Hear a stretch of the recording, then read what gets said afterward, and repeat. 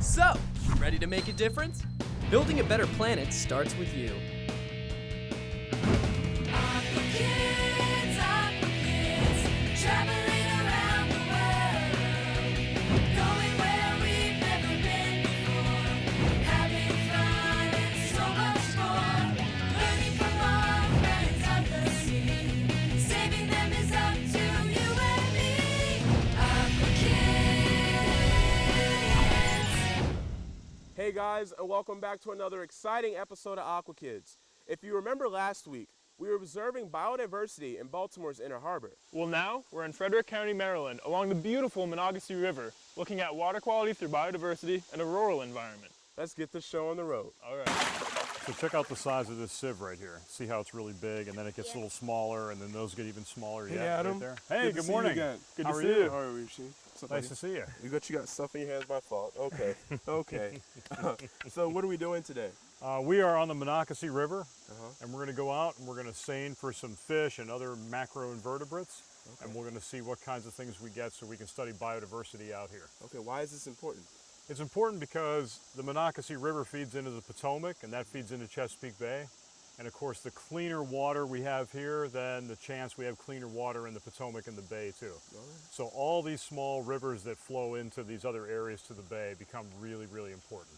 What do we expect to see here that's different than the Inner Harbor? Well, this is a freshwater environment, and so the Inner Harbor was a little salty, the river up there, the Patapsco. And so we can expect to see more freshwater minnows and darters and fish like that, and other macroinvertebrates or insect larvae that we wouldn't find in the harbor. So are there real low levels of pollution here? Lower levels of pollution, but our biggest problem here is runoff Okay. from sediment and soil and things like that that come from all the land that surrounds it. What's runoff? Runoff is, if you look down at the ground right here, runoff is any of this material that could run off into the stream when it rains. So it could come from here, the bank, it could come from the road, it could come from property that's around the Monocacy River, okay? Homeowners and all kinds of other property. So that's what runoff is. It just runs off into the stream.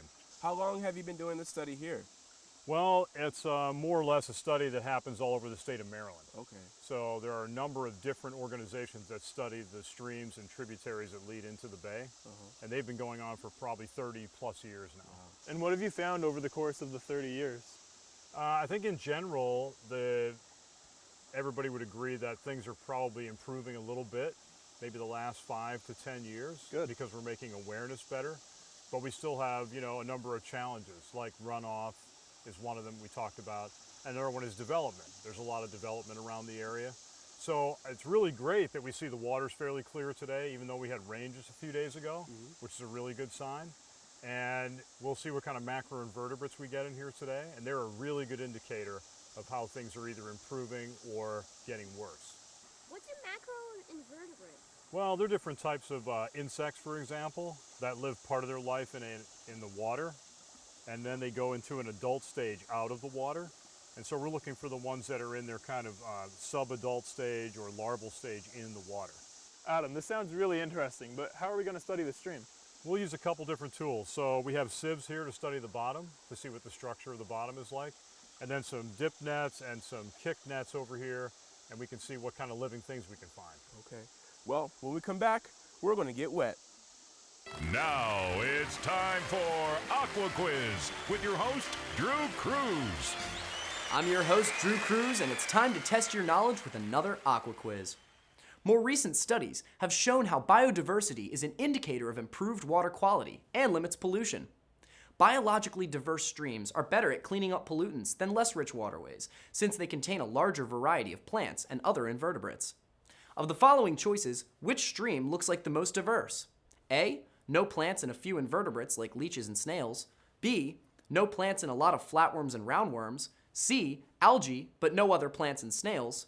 Or D. Plants, algae, and invertebrates like stonefly and caddisfly larvae. I'll have the answer after the break. Want to keep up with our adventures? Follow us on Twitter and Facebook. Welcome back to Aqua Kids. Welcome back. Do you know which stream is the most diverse? The answer is D. Plants, algae, and invertebrates. We'll see you next week with another Aqua Quiz. Hey guys, and welcome back to Aqua Kids. We are ready to collect bottom samples of the Monocacy River. Let's go.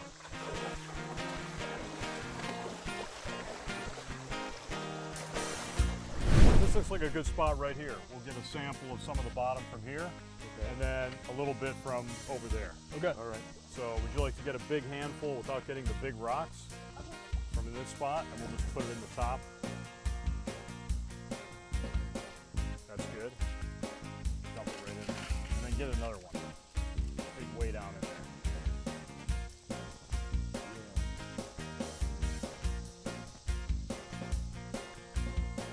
Good. Drop that in there. Excellent. We'll get this big rock out of there. Okay, and then we'll move over here and get some more. Okay, let's move a few more of those rocks and get a couple more handfuls, and then we'll be all set.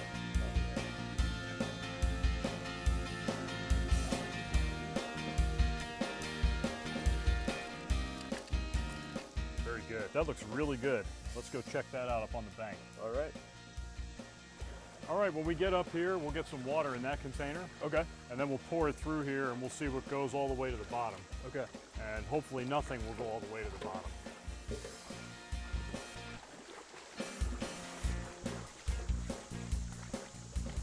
All right, we'll set up right here on the bank. You can get some water in that container. Okay. We'll pour it through the sieves and we'll see what we get. So before we pour the water through, you can see some of the items have already separated themselves out because of the different size in the sieves. And after that, we'll see if anything goes all the way to the bottom. So pour it right down the middle. Okay. And we'll pour the whole container through nice and steady. Yeah, just like that. And then kind of go around the edges. Just like cleaning everything off. And then let me give it a little bit of a shake, and then we'll pour some more water through there. Okay, go ahead.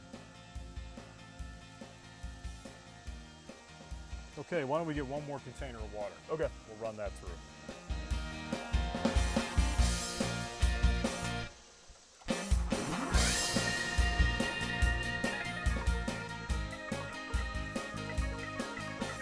That's good. Maybe a little faster.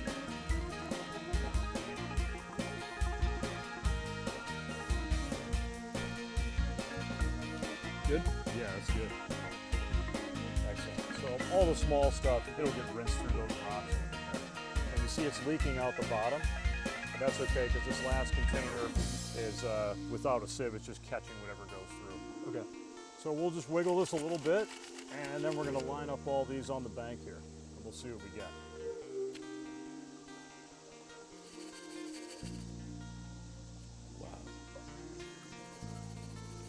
You see how it gets smaller Yeah. and smaller and smaller, right?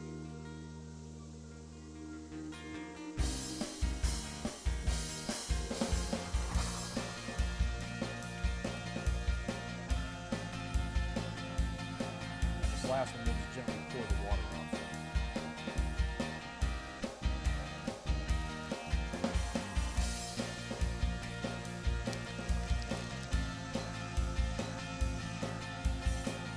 So check this out.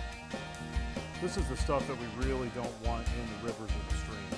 It's really super fine particles, probably clay. So if I move this around, just like when you're walking through there, see how cloudy it gets? Yeah. And then it takes time to settle out. And so if we didn't have any of that in the water quality would be even better. Okay, let's look at this one a little more carefully too. This is the second to last one. And if you get some of this on your finger, you would probably consider that pretty muddy. Put your finger out, you can see what I mean. See how that feels between your thumb and your finger? Pretty smooth and creamy, pretty muddy. Versus this one right here, this is still pretty sandy. You can feel that. Feel sandy that is? Yeah. All right, so in the Monocacy, if we wanted to say, hey, things are really, really getting better, we could say this is our standard right here. We would like the whole bottom to be very sandy, right? So we don't really want these last three right here. And all these other ones, they're okay. So you've been doing this project for decades now. Have you seen an improvement in the siltation? I would say it's really dependent on the weather. So if we have a year of really rainy weather, then the more silt clay we get out here in the water. but I think the improvements that are being made all over the state are helping a lot. So people are much more aware of runoff and problems now than they were even 10 years ago. Wow. And so recycling issues, litter issues, we're doing a much better job. Homeowners understand the problem better. Farmers are really doing their part to make things better. So the state is really up their game to make the Chesapeake Bay a better place. Time to look for some living things. Okay. You guys ready for that? Oh, yeah. Ready. So we'll do a team seining activity first, and then we'll get the dip nets out and do some individual stuff. All right. And you can see from all the small minnows out there, we're probably going to catch a lot of cool things. Okay. I'm All right, excited. go. ready? Yep. Aqua Kids will be right back. Hi, Drew here. For more information on today's show, go to aquakids.tv. Welcome back to Aqua Kids. Okay, we're all ready to do our biodiversity sampling now. Okay. So the two of you can walk up along the bank in the shade, and we'll go out and we'll set up the net, and then we'll get you guys to kind of move the rocks on the way down to us, and then we'll see what we get in here. Okay. Sound good? All right. Adam, what is this called? We call it a kick net. Okay. It's a little smaller than a seine net, which is much bigger. Okay. So it's a lot more portable and easier to manage. All right, let's go then. All right, O'Sheen, you ready? We're gonna go kick up some of the sediment so we can see what they find in the net. All right, we're gonna go set up in this little pool right here. Okay. Below the fall line. All right.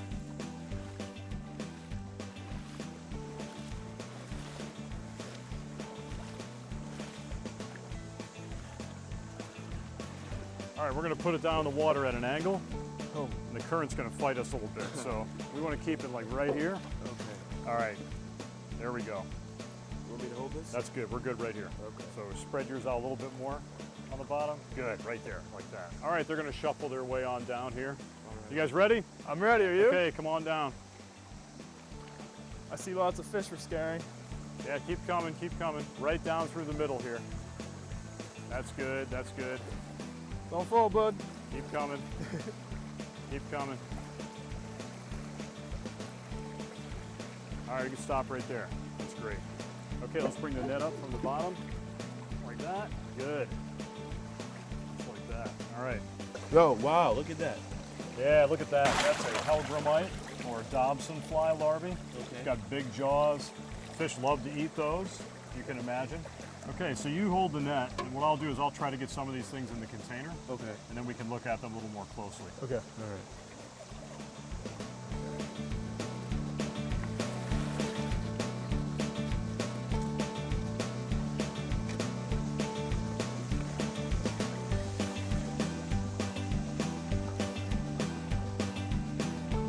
Saw some little things around. Nice hellgrammite larvae.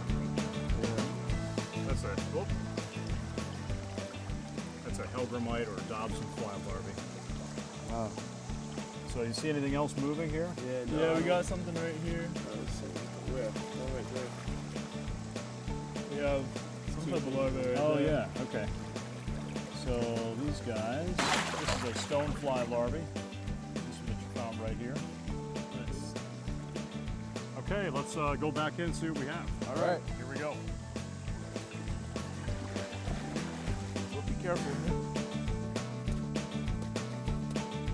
All right, let's see what we have. Okay. You want to pick up this crayfish? Yup. Gotcha. Good. Put 'em right in there. You want to pick And there's this another other one over here. I'll pick this. I can pick that one up. Little tiny one. Another big Dobson fly. Yeah, another hellgrammite. Overnights are very good to get. They're pretty easy. Be good for fish bait. Good. We have lots of smaller invertebrates here also. I think there is a leech here. Yeah, that looks like a leech. Those are fun. I'm gonna put it in the water. Okay, I will put them back. Put it in your hand. I see some new stuff here too, like Oh yeah. little larvae, some Check those out. snails. Here. Here's a couple of snails. Oh, yeah. What kind are they? Here you go. I found them. I'd have to look up what type they are. It looks like a small hellgrammite and then a stonefly too. That looks like a nice stonefly right there.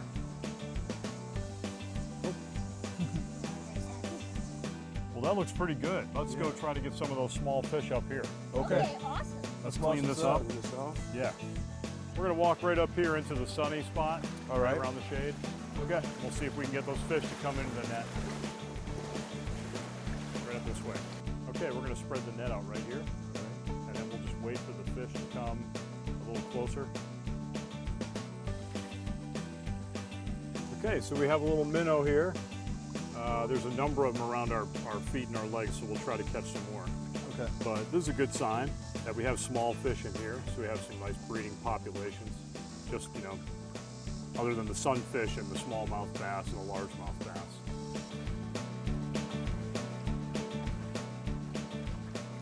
Okay, we got a couple of our small minnows here. Okay. All right.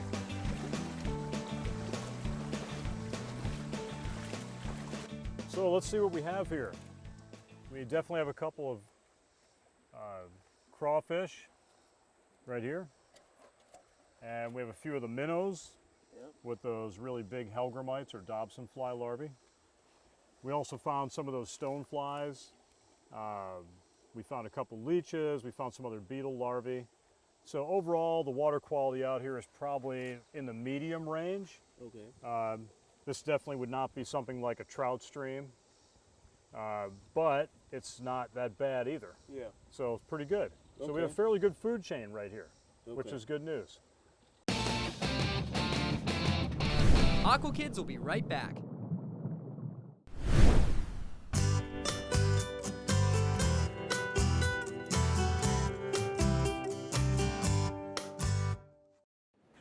I'm Kai, the Ocean Guy, and you're watching Sea Inspiration. This next segment is epic. Check it out.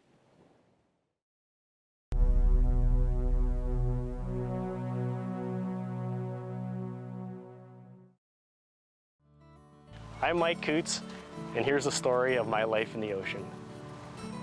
I was born and raised on the Hawaiian island of Kauai. I pretty much had the perfect childhood, grew up surfing, diving, swimming around the ocean, snorkeling with my good friends, and when I was 18 years old, I was attacked by a tiger shark.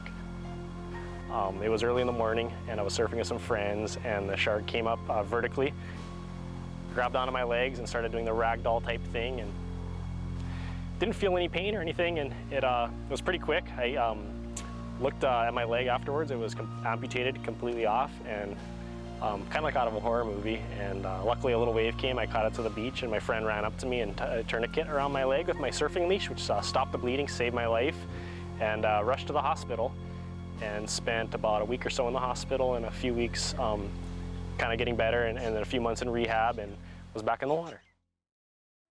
4 days or so after the amputation, I was in the hospital. Mom said I had a visitor, and this guy walks in and talked to me for 5 minutes or so, real brief, but I'll never forget it. He left. My mom looked at me and was like, you know, this guy has a prosthetic. And I was like, a prosthetic? And she's like, yeah, you know, fake leg.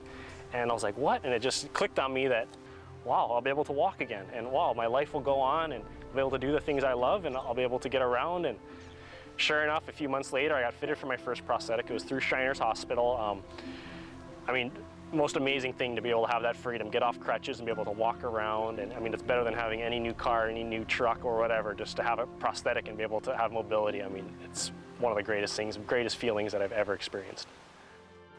The irony of being a shark attack survivor has helped leverage it to talk to politicians. I've visited Washington, D.C. and New York City and spoken to our Congress and United Nations about creating legislation to basically strengthen our bills and our laws that are preventing people from going out and hunting sharks and taking off their fins. It's a total barbaric practice, and what's happening is sharks are dying off in incredible numbers. 70 million sharks a year are killed for their fins.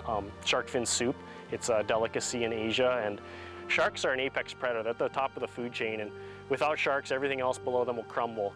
And as you know, 2/3 of our Earth is water, and with a nasty, ocean and no fish in the sea, that basically means there'll be no humans on the planet, and I'd hate to see that. And it's just, to get bit by the shark and to use that as something to help make a change, I mean, to me, it's absolutely worth it. Welcome back to Aqua Kids. Well, thank you, Adam, for taking us out and showing us that the Monocacy River is pretty healthy. Yeah, you're Thank welcome. you. Yeah, we had a great time learning the different survey methods you guys use, both physical and biological, to check on the water quality. Yeah, but before we go, could you tell us some things people can do to help protect the Monocacy River here and at home? Sure. People really just need to get out and appreciate the environment. That's number one. So get out on the river and do things like kayaking or canoeing or tubing or whatever they like to do. And then when they appreciate it more, they want to protect it more. And then from there, they can get involved in community programs, coming out to help clean up the river. We've done a lot of those. Or coming out and doing some things that are survey related. Maybe they want to get involved in some citizen science, they call it. Okay. And then learn about how to protect the river from runoff. So planting gardens or rain gardens, or doing things that create a buffer around the river with trees. So there are a lot of different things people can do. Yeah. Okay. Well, thank you once You're again. welcome. Yeah, it was always fun. Well, thanks for that. Appreciate Yeah. it. Aw. Well, we'll see you next time on Aqua Kids.